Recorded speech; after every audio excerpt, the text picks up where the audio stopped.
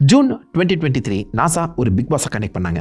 10 பேர் 100 நாட்கள் கிடையாது, வெறும் 4 பேர் 370 நாட்கள் ஒரு 3D பிரிண்ட் பண்ணப்பட்ட ஒரு வீட்டுக்குள்ள ஒரு வருஷம் அவங்க வாழ்க்கையை ஸ்பெண்ட் பண்ணணும். எலிமினேஷன் எதுவும் கிடையாதுங்க. பட் அவங்களோட இந்த பிஹேவியல் மாற்றம் என்ன மாதிரி இருக்கு, எப்படி இவங்க கொடுக்குற அந்த ஃபங்க்ஷன்ஸ், கொடுக்குற அந்த மிஷன்ஸ், கொடுக்குற அந்த டாஸ்க் எல்லாத்தையுமே பக்காவாக செஞ்சு முடிக்கிறாங்க. ஒரு வருஷம் கழிச்சு அவங்களோட மனநிலைமை என்ன மாதிரி இருக்குன்னு சொல்லி பார்க்கறதுக்காகவே இந்த ஒரு மிஷன் சக்ஸஸ்ஃபுல்லாக நடத்தி முடிக்கப்பட்டுச்சு. 2024 அவங்க வெளியிடப்பட்டாங்க. கிடைச்ச ரிசல்ட்ஸ் நாசா எதிர்பார்த்ததை விட ரொம்ப ஷாக்கிங்காக தான் இருந்திருக்கு.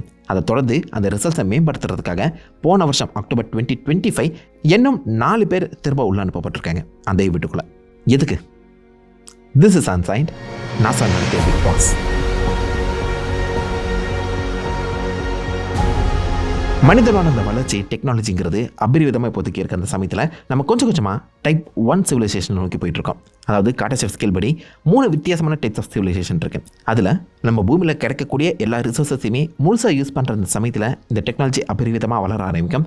அந்த சமயத்தில் தான் நம்ம டைப் 1 அந்த பொசிஷன் வந்து ரீச் பண்ணுவோம். இந்த சிச்சுவேஷனில் நம்ம ஒரு கிரகம் விட்டு இன்னொரு கிரகம் ஈஸியாக ட்ராவல் பண்ண முடியும். ஒவ்வொரு கிரகத்தையும் நம்மளால் இன்னும் பெட்டராக எக்ஸ்ப்ளோரும் பண்ண முடியும். டைப் 1 தொட்டுட்டோமான்னு கேட்டிங்கன்னா இல்லை, இப்போ கணக்கின்படி நம்ம 0.72 அந்த ரேஞ்ச் கிட்ட வந்துட்டோம், முக்கால்வாசி ரீச் பண்ணிட்டோம். இன்னும் கொஞ்சம் தான் இருக்குது நம்ம டைப் 1 சிவிலைசேஷனாக மாறுறதுக்கு. இது எப்போ நடக்கும்னு யாருக்கும் சொல்ல முடியல. பட் கூடிய சீக்கிரம் அப்படி நடக்கும் பட்சத்தில் டைப் 1 சிவிலைசேஷனாக நம்ம மாறிட்டப்பறம் கிரகம் விட்டு கிரகம் நம்ம போயிட்டு வரதுங்கிறது ரொம்ப ஒரு சாதாரண விஷயமா மாறும். பக்கத்தில் இருக்க அந்த கிரகங்களையும் பூமி போல மாற்றுவோம். மனிதர்கள் தங்குறதுக்கேற்ற மாதிரி அந்த கிரகங்கள் மாற்றப்படும். அதுக்கேற்ற மாதிரி நம்ம குறிக்கோளாக நம்ம டார்கெட் வச்சிருக்கக்கூடிய ஒரு கிரகம்னா அது கண்டிப்பாக செவ்வாய் கிரகம், மாஸ் தான். 2030 நாசா ஒரு அஸ்ட்ரானட்டை செவ்வாய் கிரகத்துக்கு அனுப்புறதுக்காக பிளான் பண்ணிட்டு இருக்காங்க. ஸ்பேஸ் எக்ஸும் அதுக்கு போட்டி போட்டுருக்க அந்த சமயத்தில் முதல் மனிதன் செவ்வாய் கிரகத்தில் இறங்குறத அடுத்த 10 வருஷத்துல நம்ம பார்த்துருவோம் போல. 2070 வரும்போது 1000 to 10,000 மனிதர்கள் செவ்வாய் கிரகத்தில் வாழ வாய்ப்புகள் இருக்கு. 2150 100 வருஷங்கள் கழிச்சு 1 மில்லியன் 10 லட்சம் மனிதர்கள் செவ்வாய் கிரகத்தில் வாழ்வாங்களாங்க. பட் நம்மளால் டேரெக்டாகவே அங்கே போய் இறங்கி குதிச்சு இது என் வீடு அப்படின்னு சொல்லி மாற்ற முடியாதுல்ல. அங்கே போய் தங்குறதுக்கும் அங்கே நம்ம வாழ்கிறதுக்கு ஏற்ற மாதிரி ஒரு சூழ்நிலையை உருவாக்கணும். பூமியில் அது எல்லாமே பக்காவாக இருக்குது. ஆனால் செவ்வாய் கிரகத்தில் அதிக சோலார் ரேடியேஷன், அட்மாஸ்பியரிக் ப்ரெஷருங்கிறது வெறும் 1% தான். அதாவது உங்களால் ஸ்பேஸ் சூட் இல்லாமல் வெளியில் போகவே முடியாது, மூச்சடைச்சு செத்துருவீங்க. ஆல்மோஸ்ட் லைக் வேக்கம் தான். வெறும் 30% தான் கிராவிட்டி இருக்குது. ஸோ அங்கே ரொம்ப வெயிட்லெஸ்ஸாக இருப்பீங்க. பூமியில் நீங்கள் 100 கிலோ இருந்தீங்கன்னா செவ்வாய் கிரகத்தில் வெறும் 38 கிலோ தான். அது பிரச்சனை கிடையாது. பட் அந்த இடத்துக்கு ஏற்ற மாதிரி, கிராவிட்டிக்கு ஏற்ற மாதிரி உங்கள் மசில் மாசுங்கிறது மாறுபடும். இங்கே நீங்கள் ஃபிட்டாக இருந்தீங்கன்னா அந்த செவ்வாய் கிரகத்தில் உங்களுடைய மசில் எல்லாமே லாஸ் ஆகி எலும்பும் தோலுமா மாறிடுவீங்க. சிக்கன் லெக் சிண்ட்ரோம்னு சொல்லுவாங்க. லிட்டரலாக கோழி கால்கள் போல் உங்கள் கால்கள் ஒளியிடுவாங்க. இதெல்லாமே எக்ஸ்ட்ரீம் கண்டிஷன். பட் அது எல்லாத்துக்குமே முன்னாடி அங்கே போய் தங்கணும். அதில் மனிதர்கள் உளவில என்ன மாதிரி பாதிக்கப்படுறாங்க அப்படின்னு சொல்லி பார்க்குறதுக்காகவே நாசா 2023 ஒரு புது மிஷனை காயின் பண்ணுறாங்க.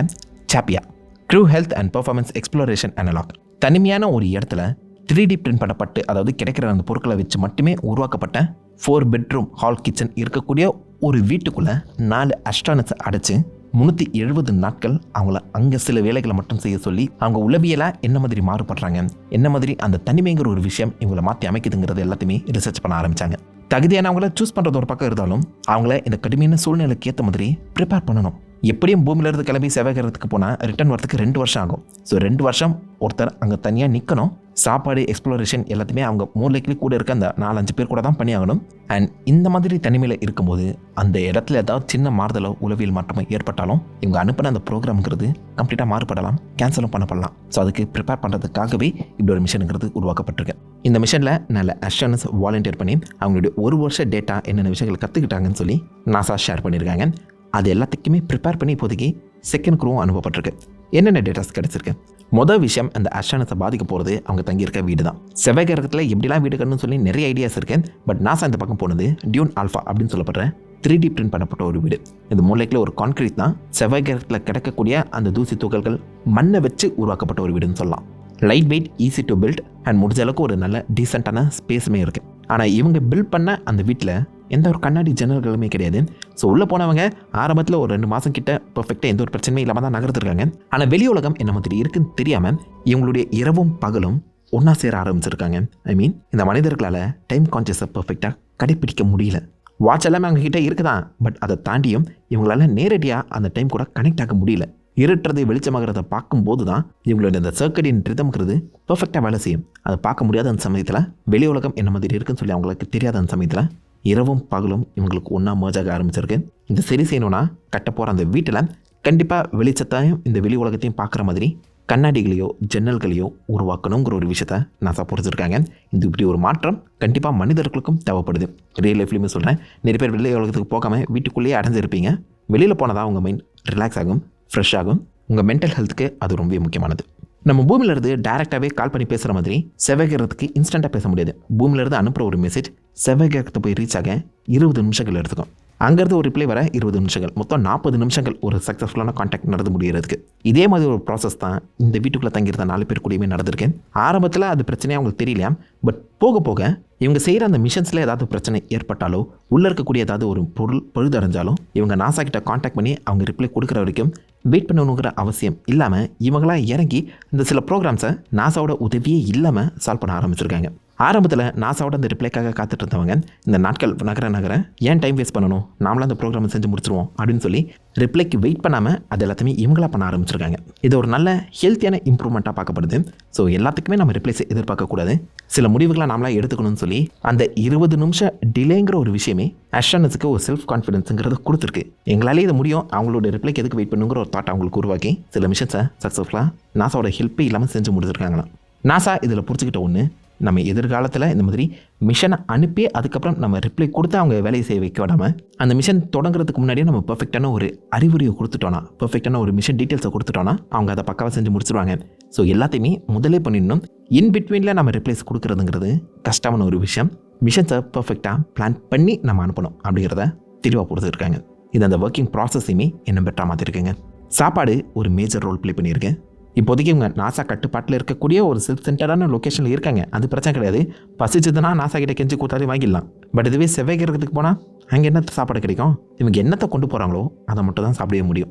ஸோ ஆரம்பத்தில் 2 மாதம் வரைக்கும் கொடுத்த சாப்பாடுகள் எல்லாமே ஓகேவாக தான் இருந்திருக்கு. எல்லாமே டீஹைட்ரேட்டட், ISSக்கு எப்படி சாப்பாடு அனுப்புவாங்களோ அப்படி தான் அனுப்பியிருக்காங்க.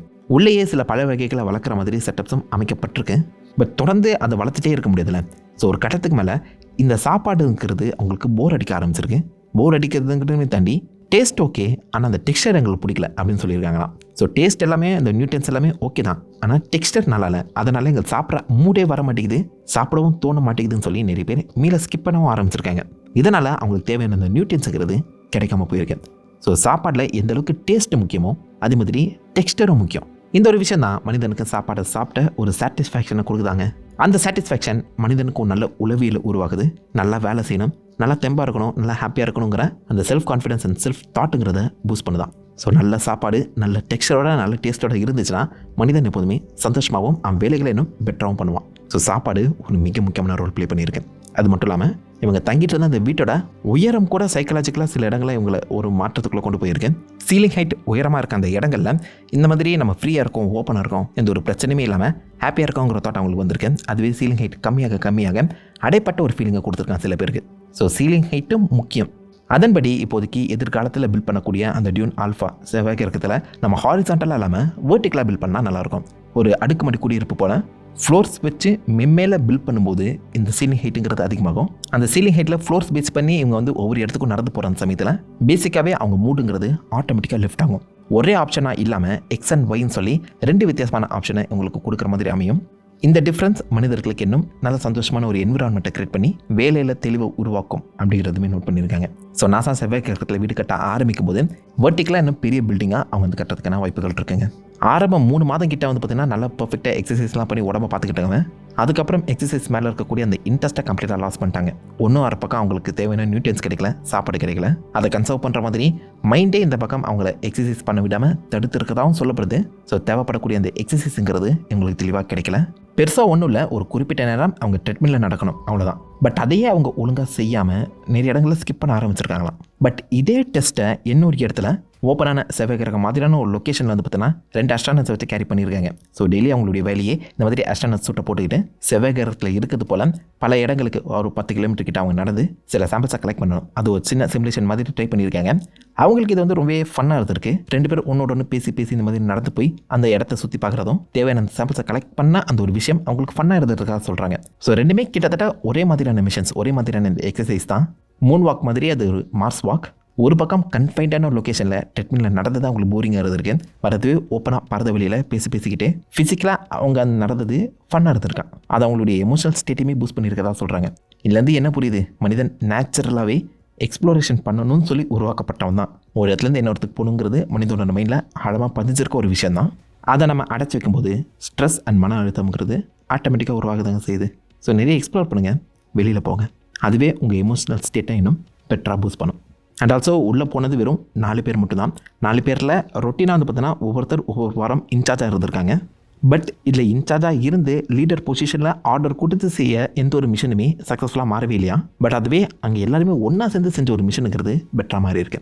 அண்ட் ஆல்சோ ஒரு குறிப்பிட்ட நேரத்துக்குள்ளே நீங்கள் ஒரு மிஷனை முடிச்சாகணும் அப்படின்னு சொல்லி கொடுக்குற அந்த வேலை சக்ஸஸ்ஃபுல்லாக இருந்திருக்கு. நீங்கள் எப்போ வேணாச்சும் அந்த மிஷனை செஞ்சு முடிக்கலாம் அப்படின்னு சொல்லி அவங்க மாற்றி அமைக்கும் போது மோஸ்ட்லி கொடுக்கப்பட்ட அந்த மிஷன் பெண்டிங்கில் போயிருக்காங்க. ஸோ விச் மீன்ஸ் டைம் கன்ஸ்டன்ட்டுங்கிறதும் லீடர்ஷிப்புங்கிறதும் ஏதோ ஒரு வகையில் இவங்க செய்யக்கூடிய அந்த வேலையில் ஒரு மாற்றத்தை ஏற்படுத்த தான் செய்யுது. அண்ட் இவங்க கிட்டத்தட்ட 1 வருஷம் உள்ள மாட்டிருக்க தான் போகிறாங்க.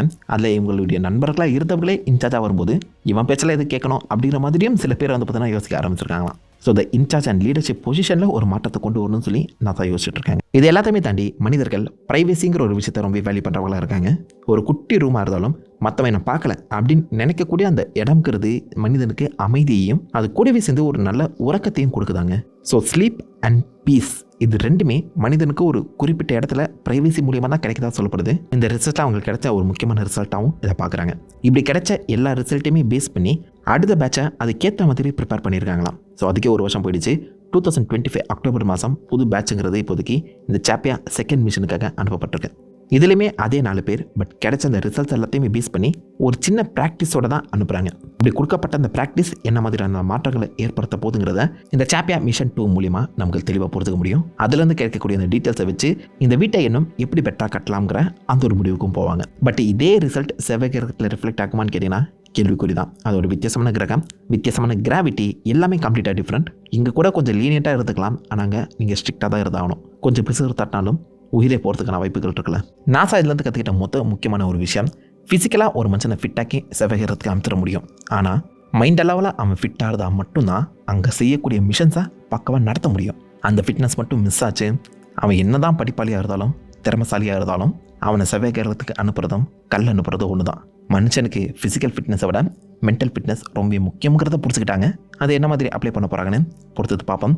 எதிர்காலத்தில் செவ்வாய் கிரகத்தில் நம்ம போய் குடியேற அந்த சமயத்தில் மனிதன் டைப் 1 சிவிலைசேஷனாக மாறி இருப்பான். செவ்வாய் கிரகத்தோடு சேர்ந்து பூமியுமே கொஞ்சம் பார்த்து பண்ண. This is unsigned signing off.